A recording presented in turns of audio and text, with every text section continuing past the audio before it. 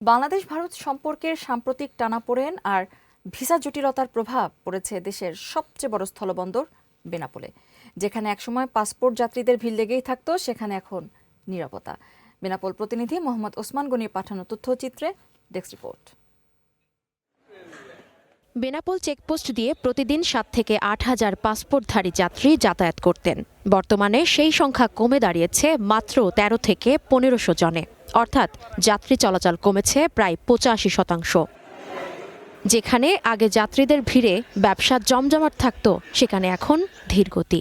যাত্রী সংকটে ক্ষতির মুখে পড়েছে স্থানীয় হোটেল, পরিবহন ও ক্ষুদ্র ব্যবসায়ীরা। সংশ্লিষ্টদের আশা, দুদেশের কূটনৈতিক সম্পর্ক স্বাভাবিক হলে ভিসা সংকট কাটবে, ফিরবে বেনাপোল চেকপোস্টের চিরচেনা ব্যস্ততা। এখানে প্রায় 400 দোকানদার আছে, তাদের রুটি ব্যবস্থা আছে। তারা কিন্তু এই দোকানের উপর ডিপেন্ড করে সংসার চালায়। যাত্রীর সংখ্যা খুবই সীমিত, কোনোদিন 25 জন, কোনোদিন 30 জন, কোনোদিন 50 জন, এরকম, এর বাইরে আর নাই। টুরিস্ট ভিসা না থাকার কারণে আমাদের এই দুরবস্থার মধ্যে পড়ে গেছে। বেনাপোলের উপরে সবকিছুই নির্ভরশীল বলে বেনাপোলের লোকের জীবনযাত্রা এবং সারা বাংলাদেশের প্রভাবটা পড়ছে। চেকপোস্ট ইমিগ্রেশন সূত্র মতে গত 3 দিনে মোট 5392 জন যাত্রী যাতায়াত করেছে। ভিসা বন্ধ, ভিসা প্রদানের জটিলতা ও নতুন নিয়মের কারণে পাসপোর্টধারীদের যাতায়াত অনেকাংশেই কমে এসেছে।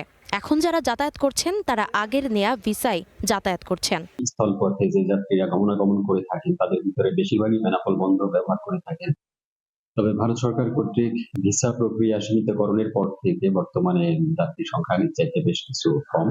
বাংলাদেশ ভারত দুদেশের সম্পর্কের সংকট কাটিয়ে দ্রুত সমস্যা সমাধান হবে বলে আশা ভিসা সংশ্লিষ্টদের। ইসমত আরা অনু, গ্রিন নিউজ ডেস্ক।